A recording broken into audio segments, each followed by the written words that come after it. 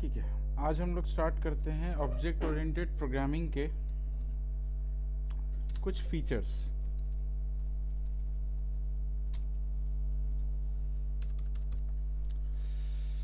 Object oriented programming के features में क्या है कि अभी तक जो हम लोगों ने क्लासेस बनाई, ठीक है, उस क्लासेस में हमने क्लास के एट्रीब्यूट डिफाइन किए, क्लासेस के मेथड डिफाइन किए, उनके लिए ऑब्जेक्ट्स बनाए, राइट। बट जिस क्लास का हमने ऑब्जेक्ट बनाया, बेसिकली ऑब्जेक्ट जो होता है वो अपनी ही क्लास के मेथड को और एट्रीब्यूट को एक्सेस कर सकता है। ऐसा ही होता है। जैसे आपने कल बैंक अकाउंट का एक क्लास क्रिएट किया था, तो बैंक अकाउंट का जो ऑब्जेक्ट है वो अपनी ही क्लास के मेथड को एक्सेस कर सकता है, अपनी क्लासेस के एट्रीब्यूट को एक्सेस कर सकता है। लेकिन मैं थोड़ा इस कॉन्सेप्ट को एक्सटेंसिव बनाना चाहता हूँ। इस एक्सटेंशन में क्या है कि मुझे किसी क्लास के ऑब्जेक्ट को किसी दूसरे क्लास के मेथड को और एट्रीब्यूट को एक्सेस करवाना।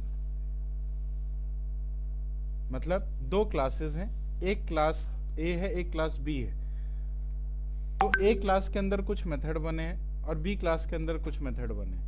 अब मुझे क्या करना है कि मुझे बी क्लास के ऑब्जेक्ट से ए क्लास के मेथड को एक्सेस करवाना है। एक्सटेंशन समझ आया? इससे क्या होगा कि आपके क्लासेस के बीच में भी ये मेथड ट्रांजैक्शन हो सकता है कि आप कहीं से भी किसी और क्लासेस का भी डेटा लेके आ सकते हो, है ना। इसका सिंपल सा वो एग्जांपल ये है कि मान लो किसी एप्लीकेशन को आप यूज करते हैं। अब एक एप्लीकेशन के पास सारा डेटा नहीं हो सकता, कहीं ना कहीं उसको किसी दूसरे एप्लीकेशन से डेटा लाने की जरूरत पड़ती होगी, है ना। जैसे आप व्हाट्सएप यूज करते हैं, तो व्हाट्सएप यूज करते हैं तो व्हाट्सएप का जो कॉन्टैक्ट लिस्ट है वो कहाँ से आता है? वो आपके फ़ोन से आता है। आपके फ़ोन के अंदर कॉन्टैक्ट का ऐप होगा, उसके ऐप से आपका डेटा आता है। व्हाट्सएप के ऊपर जो इमेजेस आप लोड करते हैं, कहाँ से करते हैं? गैलरी से करते हैं। तो गैलरी एक डिफरेंट ऐप है, वहाँ पे डेटा रखा है, वहाँ से आप लेके आते हो। बिकॉज व्हाट्सएप जो ऐप है उसने अपना प्रोसेस तो दिया है, लेकिन बहुत सारा डेटा कहीं और से भी लाने की ज़रूरत पड़ जाती है। तो जब तक आप डेटा ट्रांजेक्शन बिटवीन क्लासेस नहीं करेंगे, है ना, तब तक आप बहुत सारा काम नहीं कर सकते। आप लोकेशन शेयर करते हैं, तो लोकेशन कहाँ की होती है? गूगल मैप की होती है। व्हाट्सएप के पास तो कोई लोकेशन ही नहीं है, वो तो गूगल मैप से शेयर करवाता है, ठीक है। तो आप किसी दूसरे ऐप से जब तक कनेक्टेड नहीं होंगे या उसका डेटा एक्सेस नहीं कर पाएंगे, तब तक आप काम नहीं कर सकते। बात समझे? तो इसीलिए उसने आपको कुछ फीचर्स प्रोवाइड किए हैं जिससे आपका ऑब्जेक्ट किसी मल्टीपल क्लासेस से भी डेटा ला के यूज कर सकता है, either with in the classes, या तो क्लास के अंदर या फिर ऑब्जेक्ट के थ्रू, किसी भी तरीके से वो यूज कर पाएगा, ठीक है। चलिए, तो इस प्रोसेस को बोलते हैं inheritance. The process is called inheritance.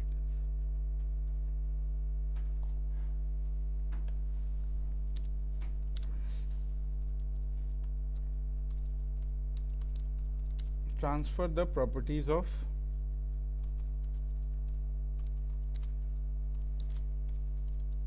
class to another class.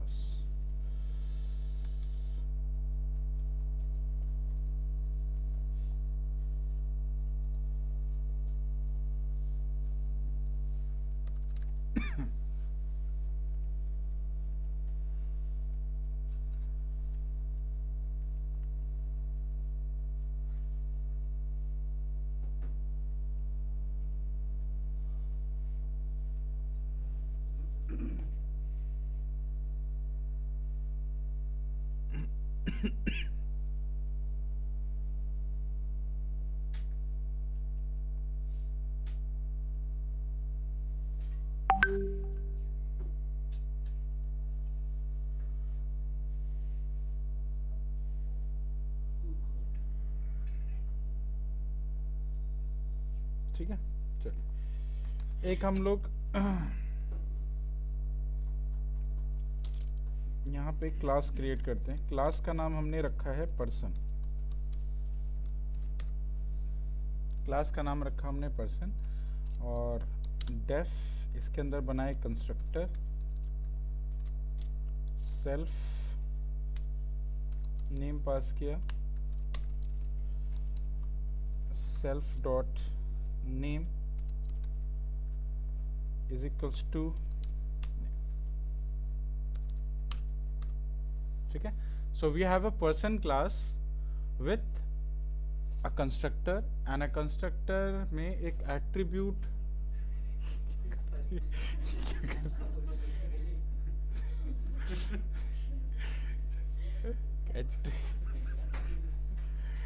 एक एट्रीब्यूट डिफाइन किया, उस एट्रीब्यूट का नाम है name,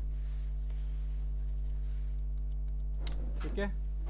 we have a secondary class, इसमें है एम्प्लॉय, इस क्लास का नाम है एम्प्लॉय, और इस एम्प्लॉय में हमें इस पर्सन का नाम यूज करना है, ठीक है।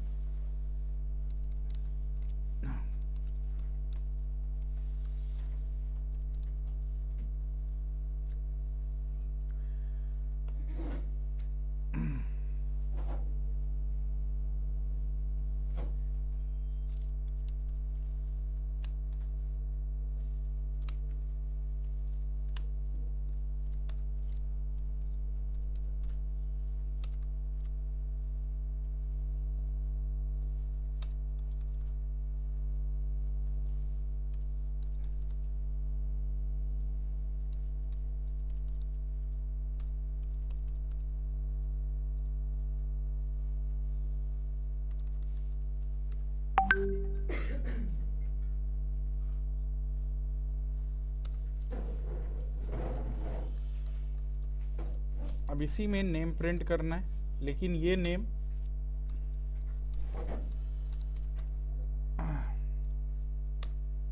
आपके पर्सन का नाम होना चाहिए, और रोल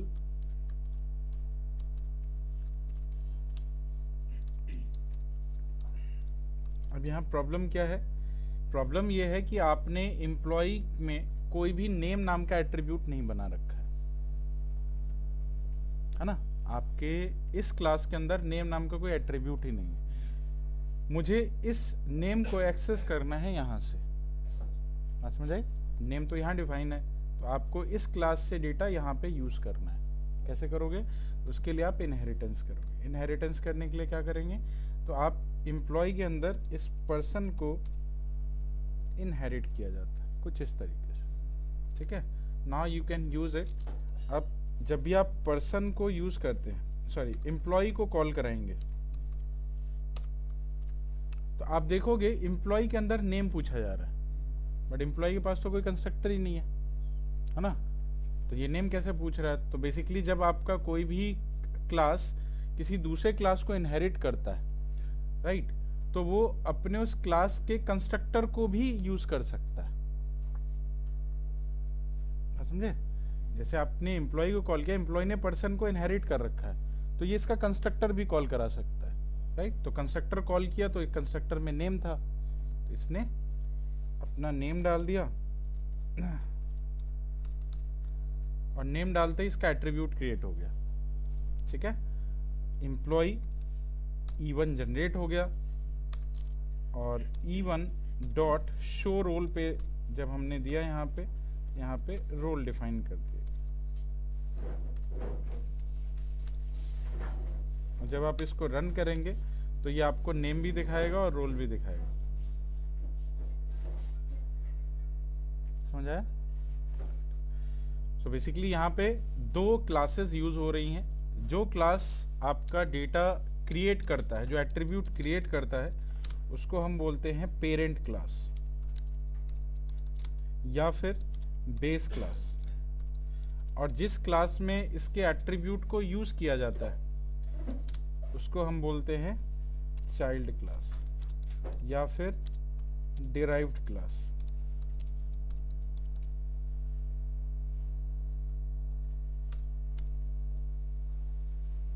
ठीक है। तो पेरेंट क्लास में आपका एट्रीब्यूट क्रिएट हुआ, और उसी एट्रीब्यूट को मुझे यूज करना था एम्प्लॉय क्लास में, ठीक है। ऑब्जेक्ट किसका बना? कौन सी क्लास का? एम्प्लॉय क्लास का। यूज क्या हो रहा है? पेरेंट क्लास के एट्रीब्यूट्स। ठीक है, मतलब पर्सन क्लास। तो यहाँ पर्सन क्लास जो है वो पेरेंट क्लास, और employ is a child class.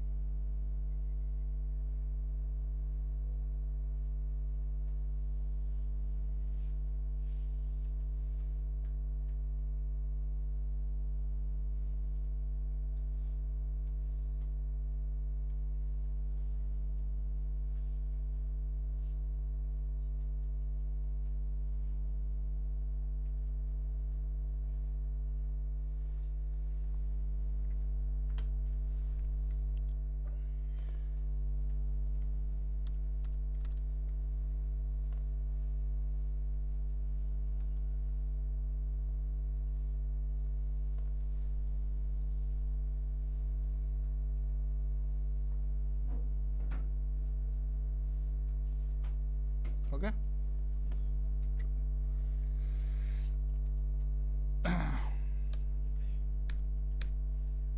ठीक है, अब मान लो यही एट्रीब्यूट मल्टीपल क्लासेस में भी शेयर करनी है। अभी तो एक ही क्लास है एम्प्लॉय, मतलब एक चाइल्ड क्लास हमने बनाई। अब हो सकता है एक और क्लास हो आपके पास।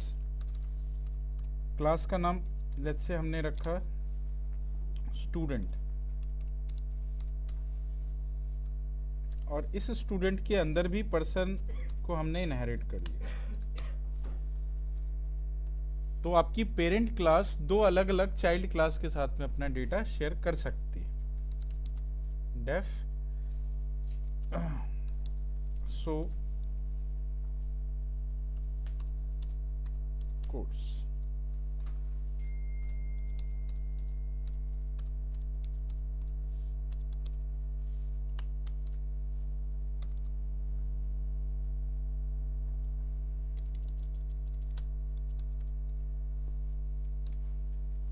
सेल्फ डॉट कोर्स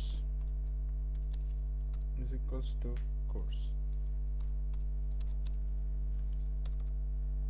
ठीक है, और प्रिंट कराना है नेम ऑफ कोर्स।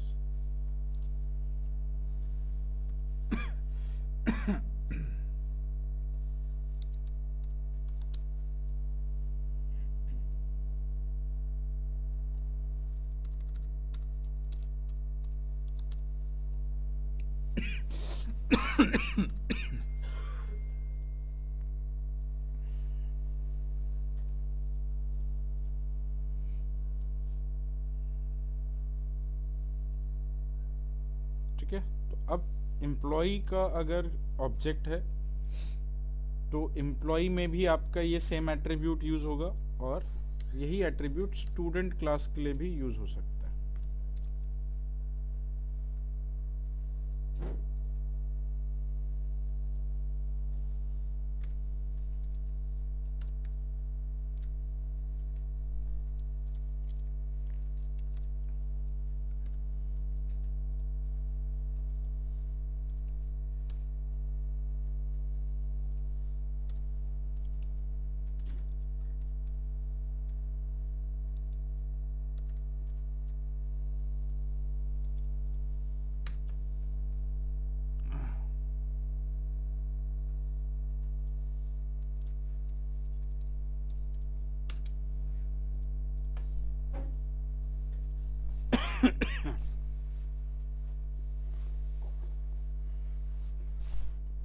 ठीक है, अब दो अलग अलग क्लासेस, लेकिन पेरेंट क्लास यहाँ पे एक ही है।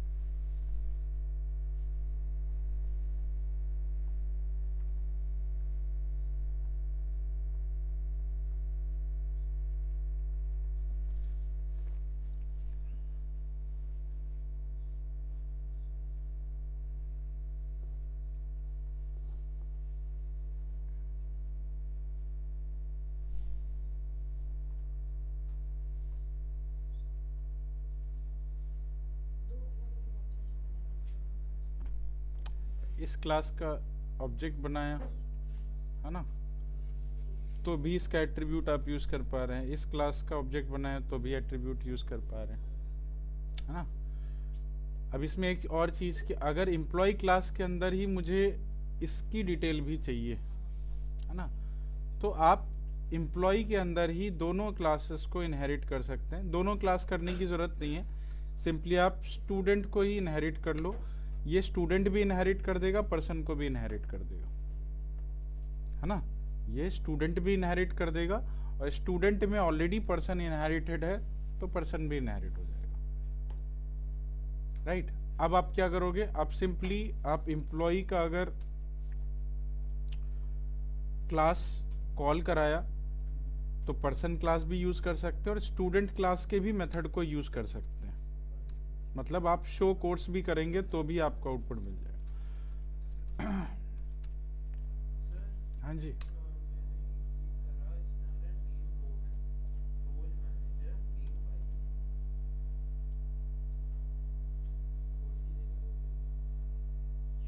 क्या क्या फिर से बताइए।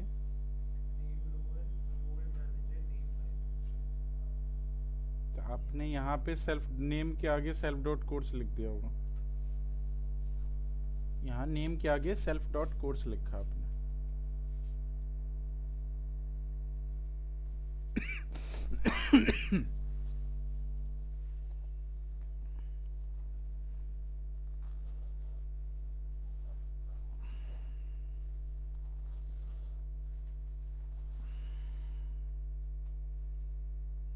अभी जितने भी इनहेरिटेंस है, हर एक इनहेरिटेंस का एक नाम होता है। इनहेरिटेंस की जो टेक्निक होती है, हर इनहेरिटेंस का एक नाम होता है। जैसे अभी जो आप इनहेरिटेंस कर रहे हैं, इसमें क्या है, इसमें आपने एक पेरेंट क्लास बनाया, एक चाइल्ड क्लास बनाया, एक और चाइल्ड क्लास बनाया।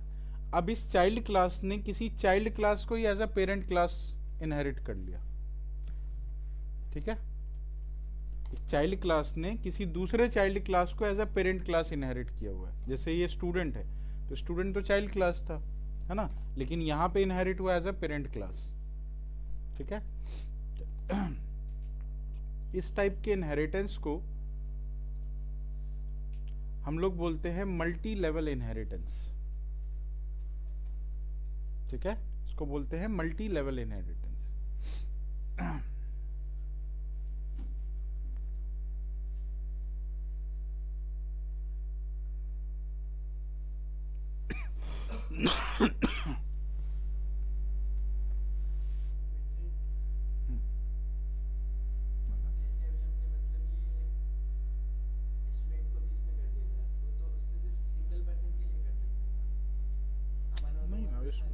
तो अभी सिंगल पर्सन के लिए कर सकते हो, वैसे तो क्लास बहुत बड़ी बन सकती है ना।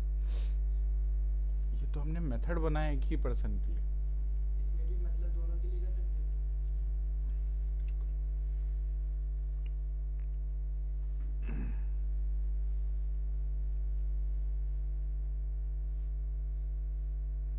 अभी आपको सिर्फ इनहेरिटेंस समझाने के लिए छोटी क्लास बनी, इतनी छोटी क्लास बनती नहीं। प्रोसेस आप बहुत बड़ा लिखते हैं तो बहुत छोटे सा प्रोसेस है आपको समझने के लिए कि एट्रीब्यूट एक्चुअली में एट्रीब्यूट या मेथड किसी दूसरे क्लास से कैसे इनहेरिट किए जाते हैं।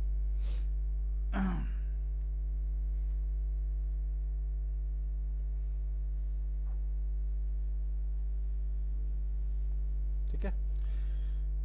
अच्छा, इससे पहले जब तक हमने इसको अलग अलग रखा था, मतलब इसमें भी पर्सन कॉल किया था और इसमें भी किया था, पर्सन को इनहेरिट किया था, मतलब अगर देखा जाए तो एम्प्लॉय और स्टूडेंट दो अलग अलग क्लासेस थी जिनके बीच में कोई इनहेरिटेंस नहीं था।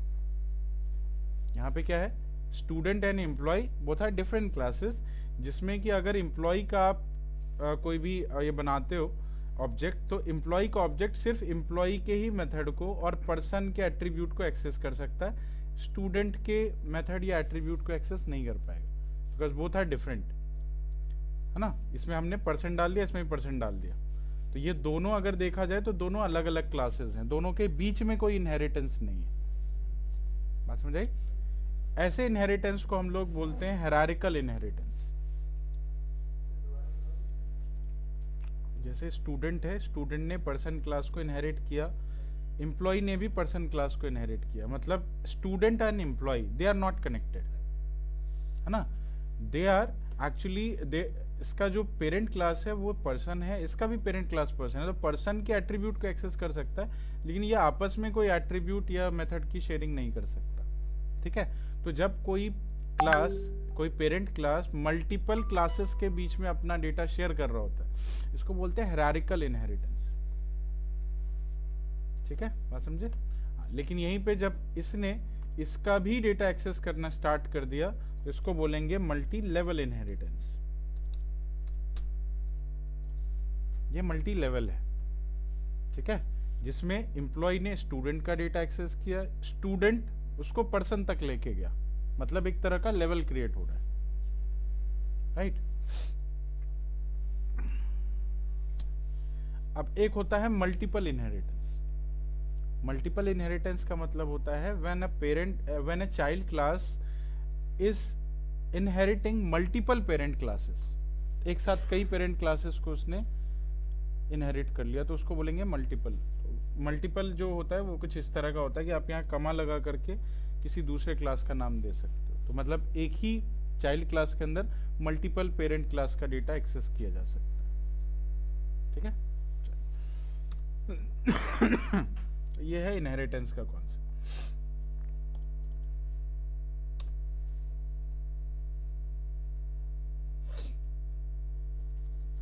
समझ आ गया। चलिए ट्राई को, एक आपके असाइनमेंट के क्वेश्चन में क्वेश्चन नंबर 2 होगा, चेक करो। असाइनमेंट के क्वेश्चन में क्वेश्चन नंबर 2 ऑलमोस्ट सेम ही है, आप चेक करो आपसे बन रहा है कि नहीं।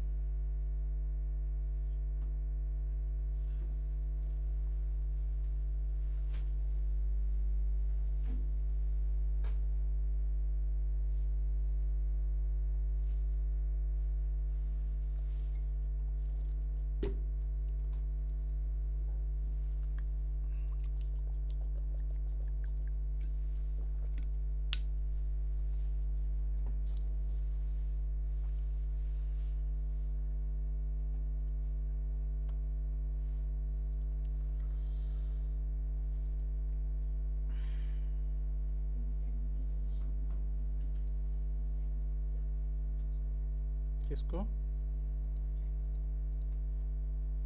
कहाँ पे?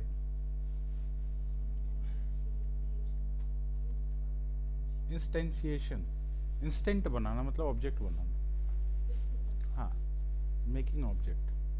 इंस्टेंशिएशन जो होता है वो ऑब्जेक्ट बनाने के लिए होता है। इंस्टेंस बताया ना, इंस्टेंस एक ऑब्जेक्ट को बोलते हैं, इंस्टेंशिएशन का मतलब कि आप एक ऑब्जेक्ट बना रहे हैं।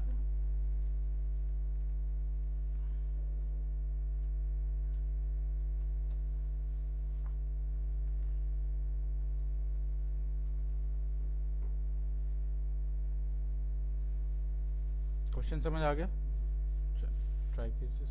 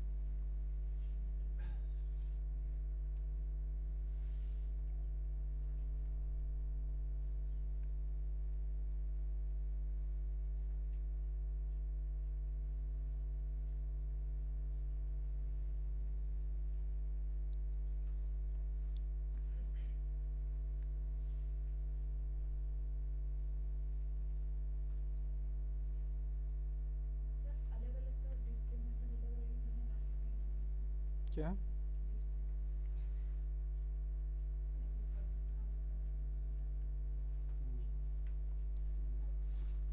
हाँ, दोनों का अलग अलग बनेगा ना। पर्सन का डिस्प्ले मेथड अलग है और स्टूडेंट के लिए डिस्प्ले स्टूडेंट नाम का मेथड है, लेकिन उसमें पर्सन क्लास के नेम को, एज को भी यहाँ पे, हाँ, यहाँ प्रिंट कराना है डिस्प्ले स्टूडेंट में। और साथ में आपको सेक्शन, जो सेक्शन आपके स्टूडेंट क्लास का है।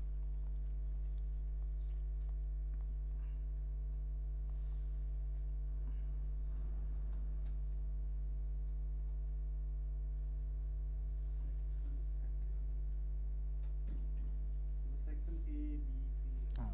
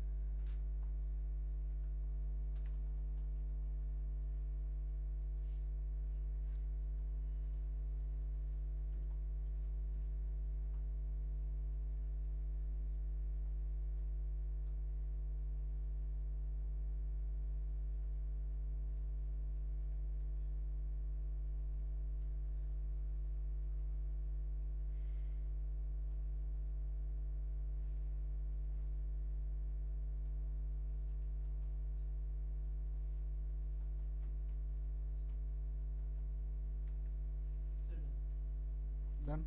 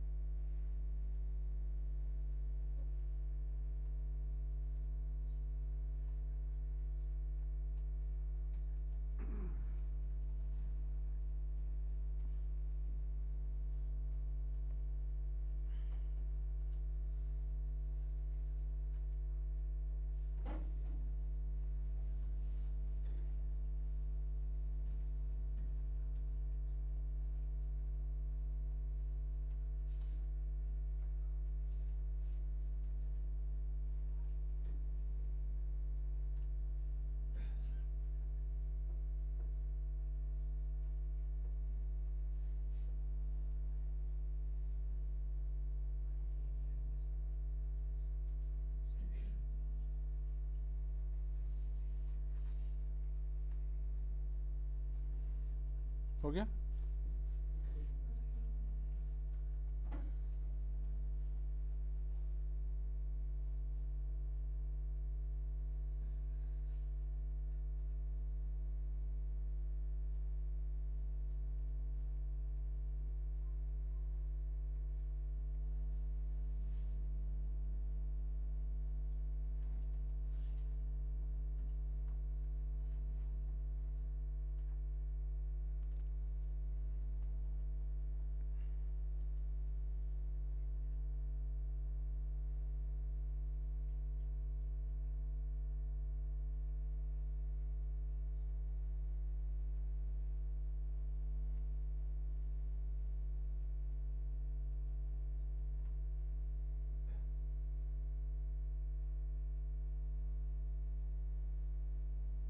स्टूडेंट में कंस्ट्रक्टर नहीं बनेगा ना? इसमें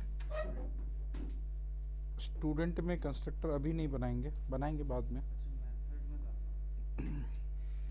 क्योंकि अगर कंस्ट्रक्टर स्टूडेंट में भी बन गया तो प्रॉब्लम आनी स्टार्ट हो जाएगी। तो स्टूडेंट में अभी कंस्ट्रक्टर मत बनाओ, वो भी बताऊंगा कैसे बनता है।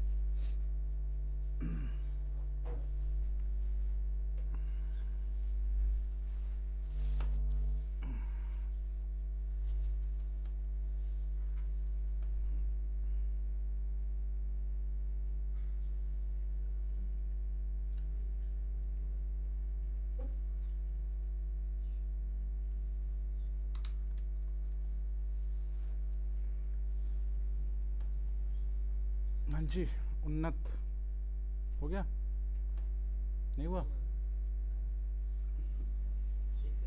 लेक्चर मिस हो गया था मेरा, आपने वीडियो गलती आपकी हुई। ये गलती तो नहीं थी। मेरी गलती है, नहीं मैं मानता हूँ मेरी गलती है, दूसरों का लेक्चर मिस कर दिया। मैं मान रहा हूँ मेरी गलती है।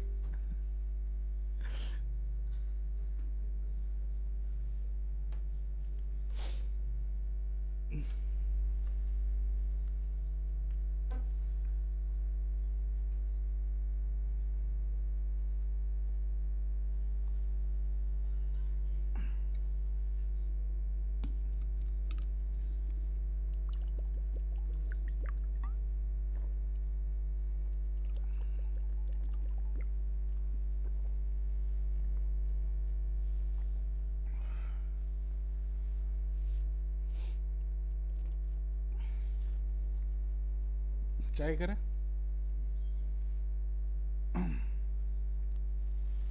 चलिए,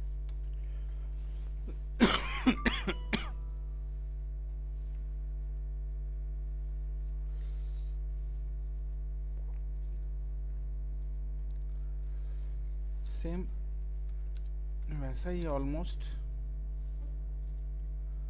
पर्सन नाम की क्लास बनानी है, नेम और एज का है ना एट्रीब्यूट चाहिए। पर्सन की क्लास बन गई, नेम और एज का एट्रीब्यूट आ गया, बस यहाँ पे एक और एज डाल दो, सही नहीं है?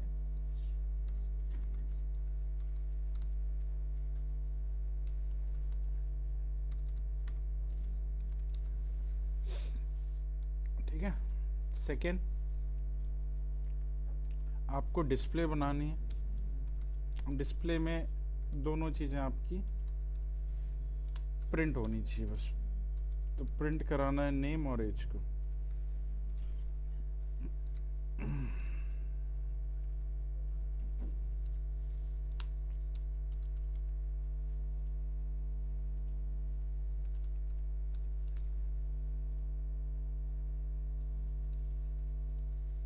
ठीक है, इतना ओके है।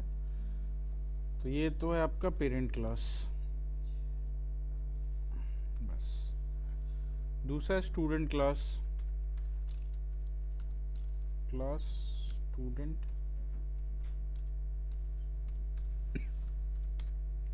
जिसमें पेरेंट क्लास को इनहेरिट किया गया। ठीक है, और यहाँ पे कौन कौन सा मेथड है? पहले आपको एट्रीब्यूट बनाना है सेक्शन नाम का, डिस्प्ले एट्रीब्यूट डिस्प्ले स्टूडेंट में ही पास कर देते हैं। यहाँ पे display student,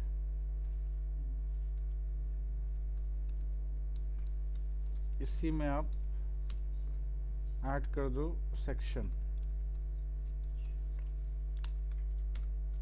self dot section is equal to section, और यहीं पे हम लोग सेल्फ डॉट डिस्प्ले को प्रिंट करा देते हैं। तो डिस्प्ले को कॉल किया तो बेसिकली ये डिस्प्ले पूरा का पूरा कॉल हो जाएगा, नेम वगैरह जो भी है सब आ जाएगा इसके पास। ठीक है, और यहीं पे प्रिंट करा दो आप सेक्शन को। Self dot section. हो गया। अब स्टूडेंट क्लास का ऑब्जेक्ट बना। स्टूडेंट क्लास, अब जब ऑब्जेक्ट बनाने लगेंगे तो स्टूडेंट क्लास के अंदर आपको नेम और एज पास करना होगा यहीं से। आप देखोगे यहाँ पे दो चीज़ें आपसे पूछी जा रही हैं, नेम और एज, क्योंकि स्टूडेंट क्लास का कंस्ट्रक्टर तो यही है ना। जो कंस्ट्रक्टर पेरेंट क्लास जो होता है उसके पास जो कंस्ट्रक्टर है, स्टूडेंट क्लास में वही कंस्ट्रक्टर काम करता है। ठीक है, तो उस कंस्ट्रक्टर को जो रिक्वायरमेंट होगी वो आप यहीं से देंगे, राइट।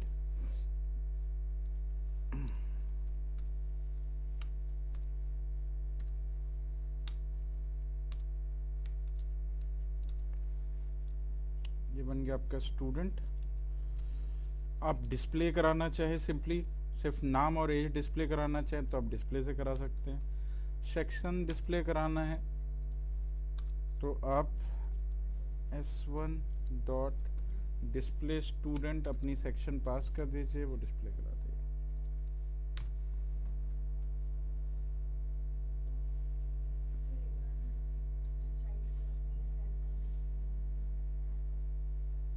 ये इस मेथड को कॉल, मुझे ये सारी इन्फॉर्मेशन दिखानी थी ना, तो मैं अलग अलग एट्रीब्यूट की वजह मैंने डिस्प्ले को ही कॉल करा लिया। तो डिस्प्ले के पास तो ऑलरेडी ये दोनों इन्फॉर्मेशन दिख ही रही है, तो मैंने डिस्प्ले को कॉल करा। तो डिस्प्ले इसको कॉल करा के दोनों इन्फॉर्मेशन दिखा सकता है। मैंने ना ये सेल्फ डॉट डिस्प्ले कॉल नहीं करा है। आपने अलग अलग नेम और एज, तो ऑलरेडी आपका मेथड बना हुआ है ना, तो मेथड को कॉल कराएंगे सीधा कि दोनों फिर इसी को यूज़ करेंगे। ये ज़्यादा आसान है ना कि आप डिस्प्ले कॉल कराओ, इसके पास तो ऑलरेडी मेथड बन रखे हैं। एंड इसमें से जो self dot section equal to section लिखा है आपने, मैंने इसे डायरेक्ट सेक्शन को section चलेगा अभी के लिए, क्योंकि आगे तो कुछ एक्सटेंशन है नहीं इसका, वैसे भी चल जाएगा।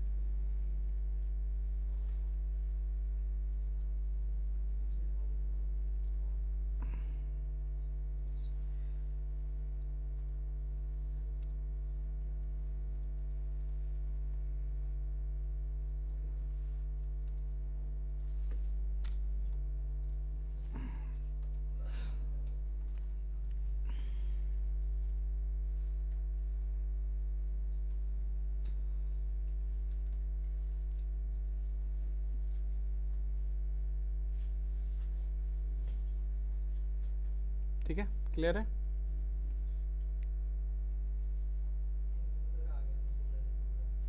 प्रोग्रामिंग आ गई।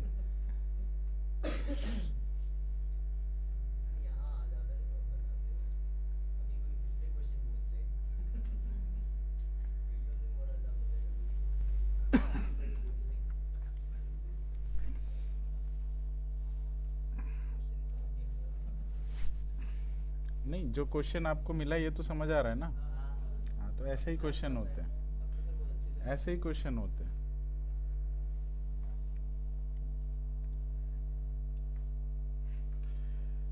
ठीक है, आगे चलें।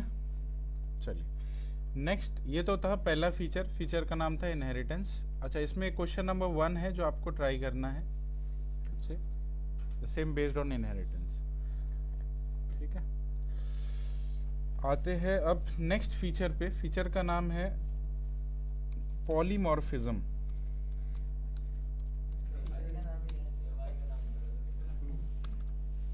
दवाई तो इसके बाद वाला, इनकैप्सुलेशन। इनकैप्सुलेशन है दवाई वाला नाम। ये है पॉलीमॉर्फिज्म।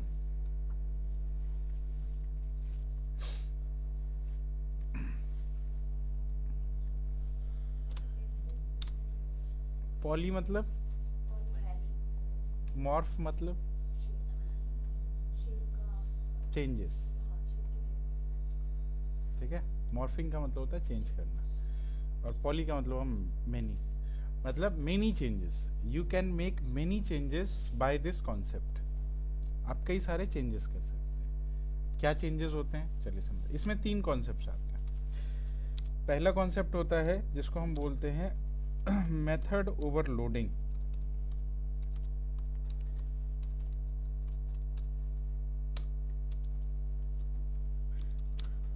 दूसरा कॉन्सेप्ट होता है मेथड ओवरराइडिंग।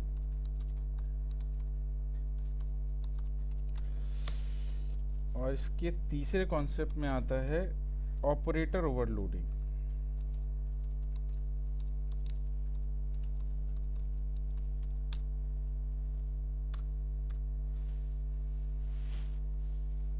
ठीक है, तो पॉलीमॉर्फिज्म में तीन कॉन्सेप्ट्स हैं, मेथड ओवरलोडिंग, मेथड ओवरराइडिंग और ऑपरेटर ओवरलोडिंग।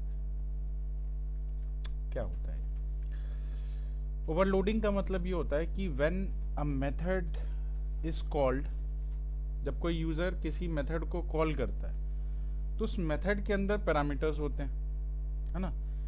तो आप उस मेथड को अलग अलग तरीके से कॉल कर सकते हैं। तरीका मतलब क्या होता है? तरीका मतलब होता है कि आपके पास मान लो 10 पैरामीटर है मेथड के अंदर, तो यूज़र जब कॉल करेगा तो कई बार ये होता है कि वो एक ही आर्ग्यूमेंट पास करके कॉल कर सकता है, कई बार ये होता है कि वो 5 आर्ग्यूमेंट पास करके कॉल कर लेगा, कई बार ऐसा होता है कि वो 10 आर्ग्यूमेंट पास करके कॉल कर सकता है। मतलब उसको डिफरेंट तरीके से कॉल कराया जा सकता है। इसके लिए सिंपली करना कुछ नहीं होता है, आपको हर एक पैरामीटर के लिए एक डिफ़ॉल्ट वैल्यू सेट करनी होती है। ठीक है, जैसे फ्लिपकार्ट आप यूज़ करते हैं, ठीक है, क्या फ्लिपकार्ट को यूज़ करने के लिए लॉगिन करना मैंडेटरी है? बिना लॉगिन किए तो आप कार्ट में अपना प्रोडक्ट ऐड कर सकते हैं ना, है ना। आपको लॉगिन करने की रिक्वायरमेंट वहाँ होगी जहाँ पे आप पेमेंट करते हैं। जब पेमेंट करने के लिए जाते हैं तो उस टाइम पे आपको यूज़ करना होता है लॉगिन, है ना। अनटिल देन आपको कहीं भी अपना लॉगिन आईडी पासवर्ड से लॉगिन करने की ज़रूरत नहीं पड़ती। तो क्या वो आपके लिए ऑब्जेक्ट नहीं बना रहा है? ऐड टू कार्ट करते हैं तो ऐड टू कार्ट क्या सेम जब तक कर रहे हैं उसी टाइम के लिए रहेगा? कब तक के लिए रहता है? लॉगिन नहीं है ना। अभी जैसे मैंने लॉगिन नहीं है मेरे पास, लेट्स से यहाँ पे है फ्लिपकार्ट, मैंने चलाया,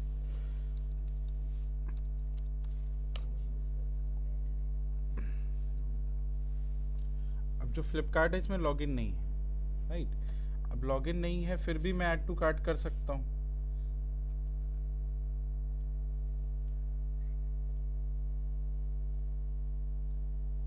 कार्ट में ऐड हो गया, बंद कर दिया मैंने। कार्ट में अभी भी एडेड है या नहीं है? दोबारा मैं चलाऊंगा तो एडेड रहेगा। क्यों रहेगा? आपका तो कोई ऑब्जेक्ट ही नहीं बना हुआ, आप तो लॉगिन ही नहीं है, तो आपके नाम से ये ऐड कैसे किया? आप नहीं, लोकल स्टोरेज में कहा, वो उसके सर्वर के पास है। हाँ, सर्वर पे है उसका, तो वो आपके लिए एक ऑब्जेक्ट बनाया है उसने, आपके लिए ऑब्जेक्ट बनाया, आपके नाम से सेशन भी चल रहा है, आपके नाम से सेशन चल रहा है, नाम नहीं है बस उसका, वो एक गेस्ट सेशन है। ये 1 महीने तक रहेगा, 1 महीने ज़्यादा तक रहता है, सेशन कम से कम 2 महीने तक रहता है। सेशन का जो टाइमलाइन होता है कम से कम 2 महीने तक का, तो 2 महीने तक आप अभी भी कार्ड देख सकते हो, बिना लॉगिन के भी आपका वो कार्ट में एडेड ही रहेगा।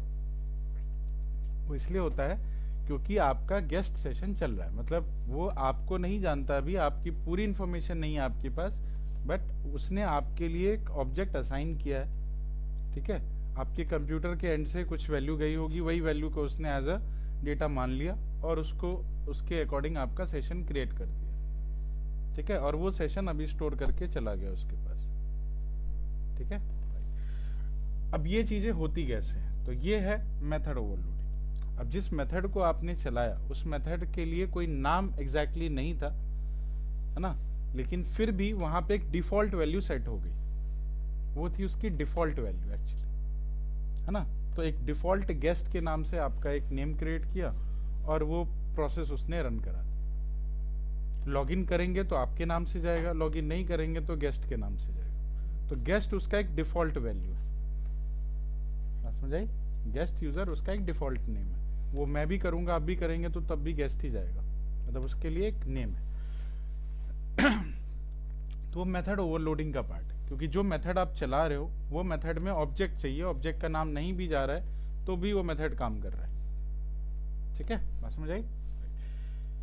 चलिए, यहाँ पे एक क्लास बनती है, क्लास का नाम मैंने रखा shop, def init self user, self dot user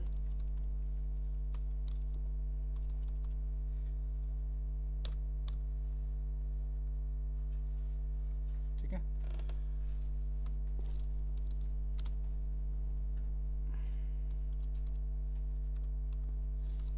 start,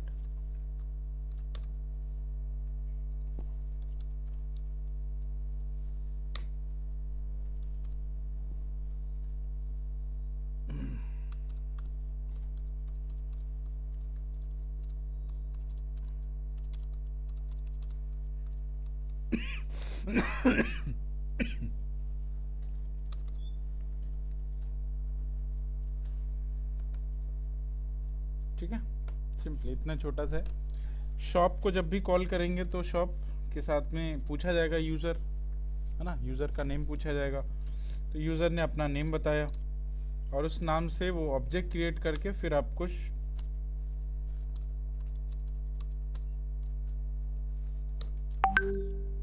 user one dot start,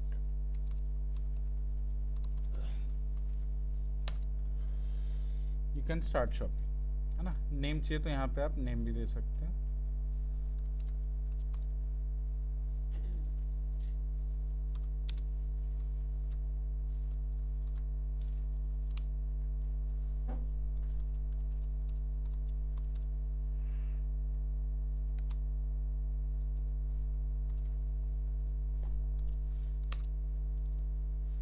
ठीक है, इतना सा पार्ट।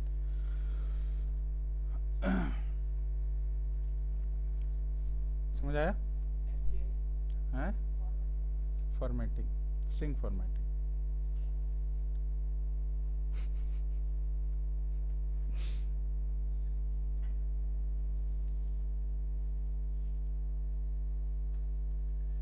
लेकिन इसमें अभी हमने ओवरलोडिंग यूज़ नहीं किया है। तो अगर मैं इसमें ओवरलोडिंग यूज़ कर दूं, अभी जैसे बिना ओवरलोडिंग के यूज़ करेंगे तो यूज़र का नाम देना मैंडेटरी है। बिना नाम दिए आप इसको यूज़ ही नहीं कर पाएंगे, ठीक है। लेकिन अगर आप इसमें एक डिफ़ॉल्ट वैल्यू सेट कर देते हैं तो नाउ एनी यूज़र, कोई दूसरा यूज़र आया, उसने इसको कॉल कराया बिना नाम के, है ना, फिर भी ये प्रोसेस यूज़ कर सकता है। क्यों? क्योंकि एक डिफ़ॉल्ट वैल्यू है उसके पास जो आप करते हैं एक्चुअली, ठीक है। ये है मेथड ओवरलोडिंग। अभी मैंने इसका डिफ़ॉल्ट वैल्यू सेट कर दिया, ठीक है। अब कोई यूज़र आया, उसने अपना कोई नाम नहीं दिया, बस मेथड को उसको यूज़ करना था, तो उसने यूज़ किया और उसका, और वो सारे मेथड चला सकता है उसी पर्टिकुलर यूज़र नेम से, क्योंकि उसकी एक डिफ़ॉल्ट वैल्यू है उसके पास, ठीक है। यही चलता है बेसिकली वहाँ पे। इसी को बोलते हैं मेथड ओवरलोडिंग। सेम मेथड दोनों तरीके से यूज़ हो रही है। मेथड तो एक ही है ना, लेकिन एक ही मेथड नाम से भी यूज़ हो रहा है, बिना नाम के भी यूज़ हो रहा है।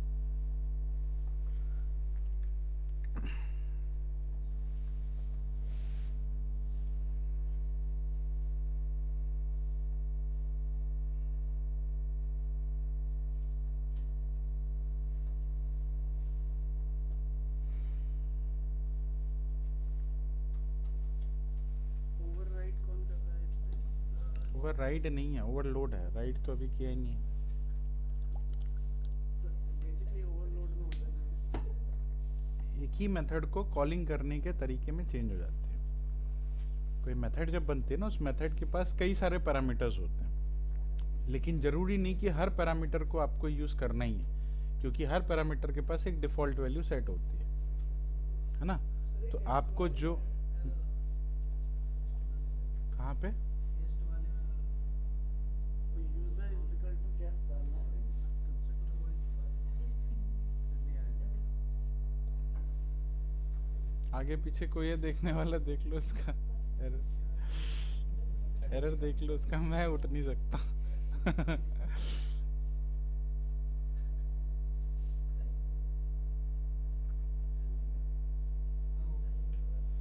अब पढ़ेंगे मंडे।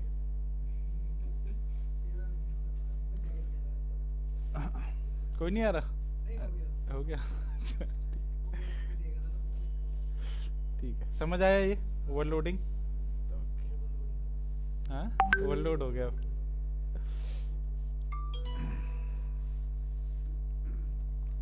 सर आप तो उसको मक्खन की तरह पढ़ा रहे हैं। किसको? मक्खन की तरह उसको। मक्खन ही है उप्स।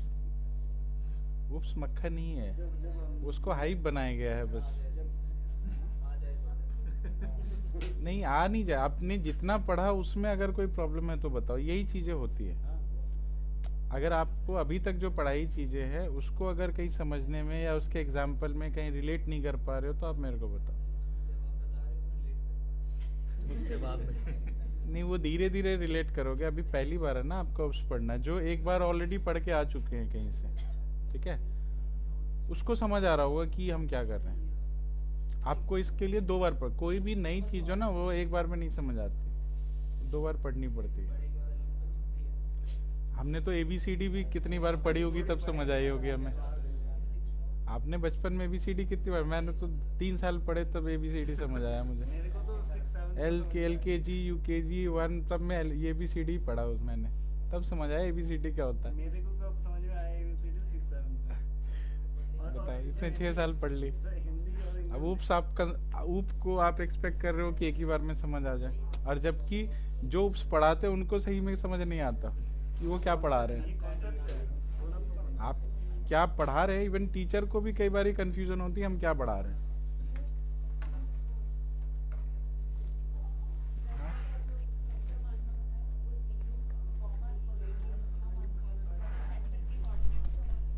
किसके?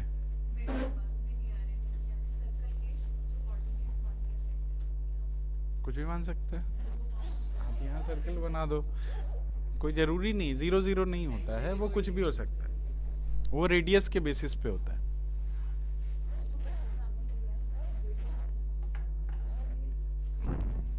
सर कोई भी सर्कल जो होता है ना,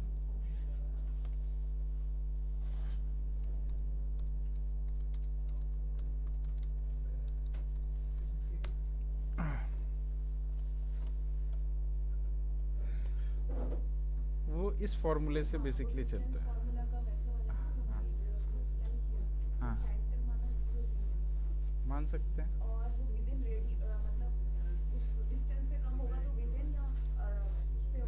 मतलब आप जो देखो क्या होता है कि जो सेंटर पॉइंट है आपका, आपको कोई भी सेंटर पॉइंट है, अगर आपने कोई कोऑर्डिनेट दिया, ठीक है, तो वो कोऑर्डिनेट उस सेंटर, उस सर्कल के अंदर लाई करता है कि नहीं, ये डिपेंड करता है उसके रेडियस पे। तो सेंटर पॉइंट आपने कुछ भी दिया, उसका रेडियस जो भी है, तो रेडियस माइनस जो आपका सेंटर पॉइंट है वो लेंथ होती है उसकी, रेडियस की लेंथ हो गई वो। तो वो कोऑर्डिनेट पॉइंट और आपका रेडियस मैच कराया जाएगा कि आपका रेडियस का लेंथ और जो कोऑर्डिनेट पॉइंट से उस सेंटर का लेंथ है वो मैच कर रहा है कि नहीं, उससे कम है या नहीं। अगर कम है तो सर्कल के अंदर का पॉइंट है, अगर ज़्यादा है तो सर्कल के बाहर का पॉइंट है।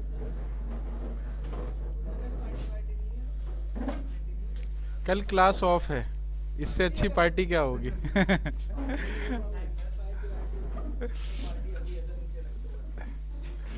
क्या